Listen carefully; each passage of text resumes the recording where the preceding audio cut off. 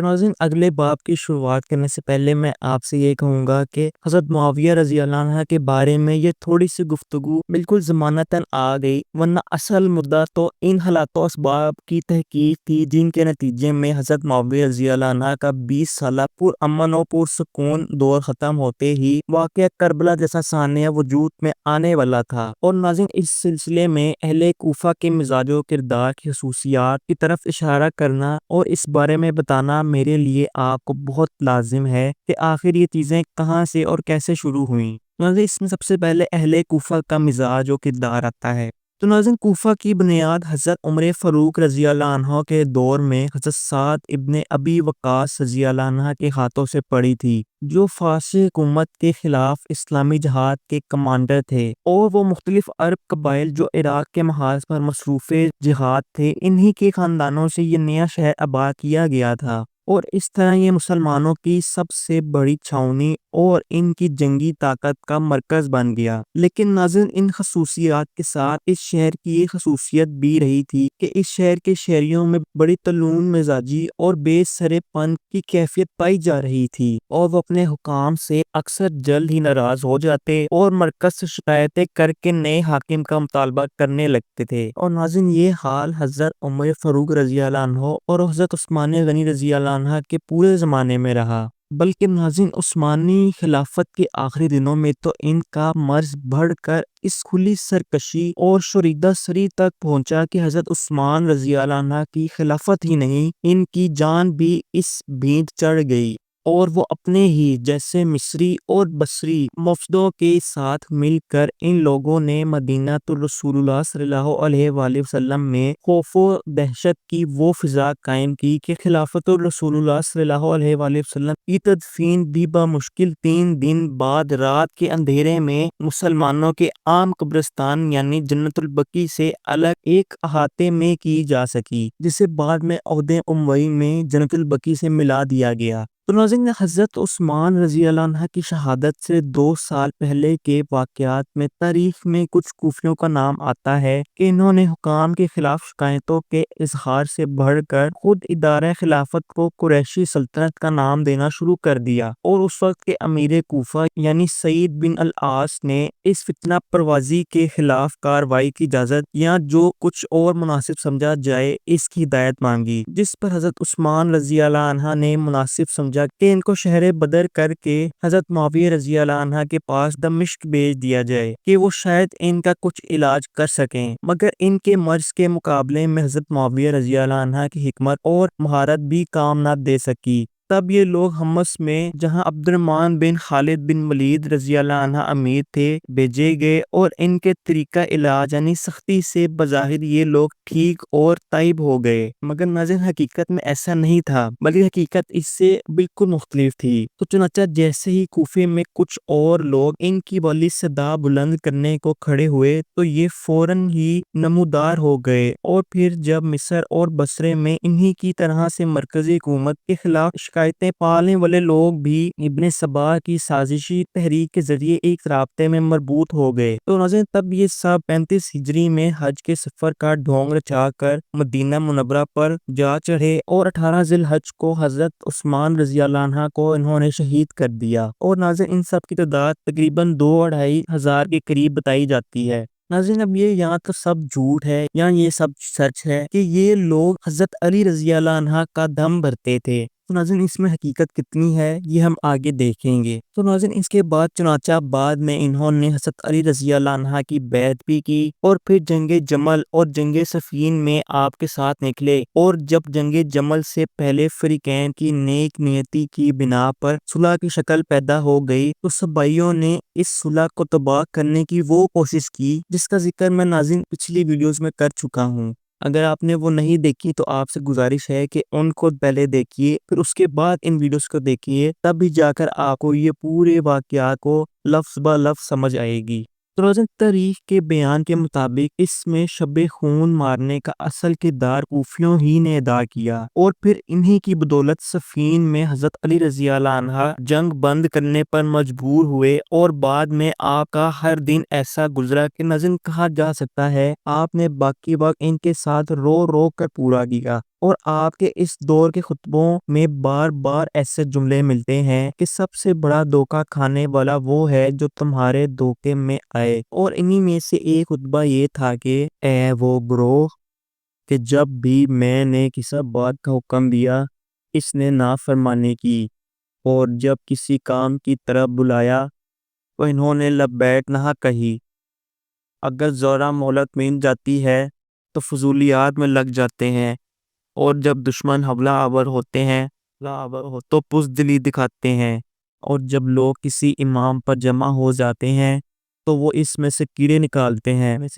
ہائے افسوس ہو تم پر۔ تو ناظرین، یہ وہی لوگ تھے کہ جو حضرت علی رضی اللہ عنہ کی زندگی میں جنگ سے جی چراتے اور آپ کے حکام سے سرتابی کرتے، اور جب حضرت حسن رضی اللہ عنہ نے مصلحت کی تو ان کے خیمے پر انہوں نے حملہ کیا اور ان کا سامان بھی لوٹا اور انہیں زخم بھی لگائے۔ اور ناظرین، ظاہر ہے کہ ان لوگوں کا حضرت معاویہ رضی اللہ عنہ کے ساتھ وقت کیسے گزرا ہو سکتا تھا۔ چنانچہ حضرت معاویہ رضی اللہ عنہ کے حلم نے اگر کہیں جواب دیا تو یہ کوفہ والوں ہی کے ساتھ ہوا۔ چنانچہ ناظرین، اس امن و امان اور اسلامی جمعیت کی بحالی کے دور میں اگر کہیں سے کچھ خفشات پیدا کرنے کی خواہش اور جستجو ہوتی رہی تو وہ کوفہ ہی کے سرزمین سے تھی، اور حضرت حسین رضی اللہ عنہ کے متعلق ان لوگوں کو معلوم تھا کہ وہ مصلحت سے خوش نہیں ہیں، کیونکہ انہوں نے حضرت حسن رضی اللہ عنہ کے دباؤ سے مجبور ہو کر یہ ایسا کیا تھا، اور ناظرین اس کے بارے میں بھی میں آپ کو بتا چکا ہوں۔ اور پھر ناظرین، حضرت حسن رضی اللہ عنہ کی وفات کے بعد ان لوگوں نے سمجھا کہ اب حضرت حسین رضی اللہ عنہ کو آمادہ جنگ کرنے کا وقت آ گیا ہے۔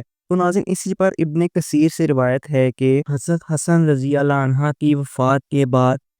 کئی اور آدمیوں کے حضرت حسین رضی اللہ عنہ کے پاس آیا، اور ان لوگوں نے آپ کو حضرت معاویہ کی بیعت توڑنے پر آمادہ کرنے کی کوشش کی۔ اور ناظرین، پھر یزید کے ولی عہدی کی بیعت کا قصہ کھڑا ہوا تو تب بھی ان لوگوں نے اثر نو یہی کوشش کی، اور انہوں نے کہا کہ جب لوگوں نے یزید کے لیے معاویہ سے بیعت کر لی تو حضرت حسین رضی اللہ عنہ ان لوگوں میں تھے جنہوں نے نہیں کی۔ تو ناظرین، اسی پر ابن اسیر میں بیان آتا ہے کہ جب لوگوں نے عام طور پر یزید کے لیے معاویہ سے بیعت کر لی تو حضرت حسین رضی اللہ عنہ ان لوگوں میں سے تھے جنہوں نے اس کی بیعت نہیں کی، اور اسی بنا پر اہل کوفہ معاویہ رضی اللہ عنہ کے زمانے میں حضرت حسین رضی اللہ عنہ کو لکھتے رہے تھے کہ مدینہ سے نکل کر ان کے پاس آ جائیں، لیکن حضرت حسین رضی اللہ عنہ نے ہمیشہ سے ہی ان کی اس بات کو قبول کرنے سے انکار کیا کہ وہ ان کی بیعت کریں گے۔ تو ناظرین، اس پر حضرت حسین رضی اللہ عنہ کی رائے آخر کیا تھی؟ تو ناظرین، حضرت حسین رضی اللہ عنہ کے اس انکار سے یہ سمجھ لینے کی گنجائش نہیں ہے کہ آپ کی اس رائے میں تبدیلی آ گئی تھی، جس رائے کی بنا پر آپ نے اپنے برادر بزرگ یعنی حضرت حسن رضی اللہ عنہ کی مصلحت پسندی سے اختلاف فرمایا تھا، بلکہ ناظرین دوسرے تاریخی بیانات کی روشنی میں ہمیں یہ نظر آتا ہے کہ آپ کی رائے میں تو کوئی فرق نہیں آیا تھا، البتہ جو بیعت آپ نے حضرت حسن رضی اللہ عنہ کے ساتھ حضرت معاویہ رضی اللہ عنہ سے کر چکے تھے، یا تو اس کا احترام آپ کسی ایسے اقدام سے منع تھا جس کی طرف اہل کوفہ بلاتے تھے، یا آپ کی رائے میں اب وہ قابل احترام تو نہیں رہی تھی مگر مصلحت نہیں معلوم ہوتی تھی کہ ایسا اقدام کیا جائے یا نہیں۔ اور ناظرین، تاریخ کے دوسرے بیانات سے دونوں ہی احکامات سامنے آتے ہیں، جس میں ابن کثیر میں تو یہ آتا ہے کہ جب کوفیوں نے حضرت حسین رضی اللہ عنہ کے پاس فتنہ انگیز آمد و رفت شروع کر دی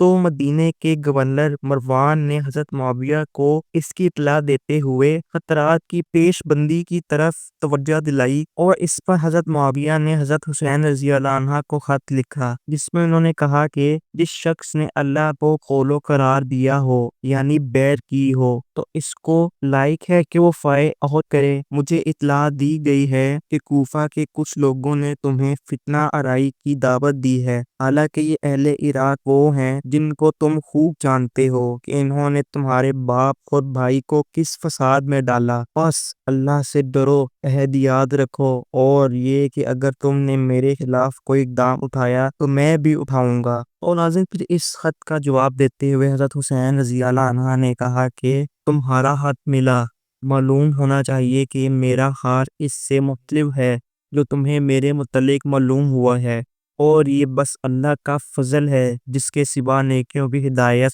دینے والا اور کوئی نہیں۔ تو میں تمہارے خلاف کسی محض آرائی اور مخالفت کا ارادہ نہیں رکھتا ہوں، گرچہ میں نہیں جانتا کہ تمہارے خلاف جہاد نہ کرنے کے لیے میرے پاس اللہ کے سامنے کیا قدر ہوگا، اور میں نہیں جانتا کہ اس سے بڑھ کر اور فتنہ کیا ہو سکتا ہے کہ تمہارے ہاتھ میں اس امت کی سربراہی ہو۔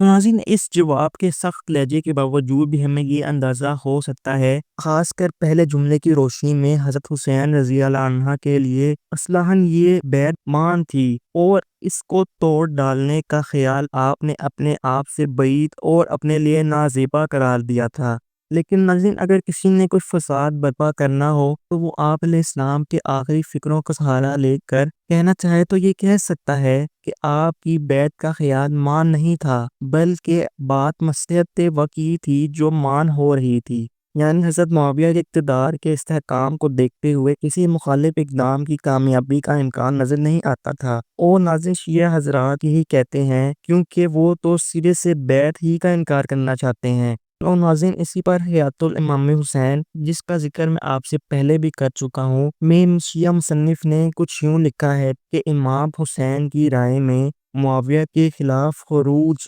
مناسب نہیں تھا، کیونکہ وہ جانتے تھے کہ کامیابی نہیں ہوگی۔ اور اس کے بعد 203 ہجری میں انصاب الاشرف میں ہمیں یہ حوالے ملتے ہیں کہ آپ کا یہ خط بھی نقل کیا گیا جو اہل کوفہ کی طرف سے خروج کی دعوت کے جواب میں لکھا گیا تھا، جس میں آپ نے کہا تھا کہ اور جہاں تک میرا تعلق ہے تو فی الحال میری رائے اس کی نہیں ہے، بس تم لوگ جب تک کہ معاویہ زندہ ہے زمین سے چپکے رہو، گھروں میں قرار پکڑو، اور کسی طرح سے شک و شبہ کا ماحول پیدا مت کرو۔ ہاں، اگر معاویہ کو کچھ ہو گیا اور میں اس وقت زندہ ہوا تو میں تمہیں اپنی رائے سے آگاہ کروں گا۔ تو ناظرین، اس خط کا اندازہ بظاہر ان لوگوں کی تائید میں جا رہا ہے جو سمجھتے ہیں کہ حضرت حسین رضی اللہ عنہ کا عدم خروج بنبائے حالات اور احتیاط تھا، نہ کہ اس بیعت کے احترام میں جو آپ نے حضرت حسن رضی اللہ عنہ کے ساتھ حضرت معاویہ کے ہاتھ پر کی تھی۔ لیکن ناظرین، بہرحال جو بھی واقعہ ہو، اس بات میں شبہ کی گنجائش نہیں ہے کہ حضرت حسین رضی اللہ عنہ کا یہ رویہ بس حضرت معاویہ رضی اللہ عنہ کی زندگی تک کے لیے تھا، بلکہ حضرت معاویہ رضی اللہ عنہ نے اپنے بعد کے لیے جب بطور ولی عہد اپنے بیٹے یزید کا تقرر کیا اور چاہا کہ لوگ اسے قبول کر لیں، تو حضرت حسین رضی اللہ عنہ کا اس کو قبول کرنے اور یزید کے بطور ولی عہد بیعت کرنے سے انکار اسی بات کی ایک علامت تھی کہ وہ اپنے آپ کو آئندہ کسی اقدام کے لیے آزاد رکھنا چاہتے تھے، اور اس میں کچھ نہ کچھ دخل کوفیوں کا بلا شبہ تھا۔ جیسا کہ ناظرین میں نے آپ سے پہلے بیان کیا کہ اہل کوفیوں کا تو مزاج یہی رہا تھا کہ اگر ان کو ایک حاکم پسند نہ آتا تو وہ دوسرے کی طرف مائل ہوتے اور اس کو کہتے کہ ہمارے ساتھ ظلم و زیادتی کی جا رہی ہے، لہٰذا ہمارے حاکم کے طور پر اپنے آپ کو ابھاریں۔ تو ناظرین، میں نے آپ کو یہ دو اہم شروعاتی باب بیان کیے جس میں یہ ساری چیزیں واقع کربلا کی طرف جاتی نظر آ رہی تھیں۔ اس کے بعد ناظرین اگلے پارٹ میں آپ کو اس سے آگے بتاؤں گا۔ تو ناظرین، میں آپ سے ایک گزارش کروں گا کہ ان تمام ویڈیوز کو ضرور دیکھا کریں، اور میری حوصلہ افزائی بڑھانے کے لیے اس ویڈیو کو لائک بھی کریں، چینل کو سبسکرائب بھی کریں، اور کمنٹ سیکشن میں اپنی رائے کا اظہار بھی ضرور دیا کریں کہ آپ کو یہ میری کاوش کیسی لگ رہی ہے۔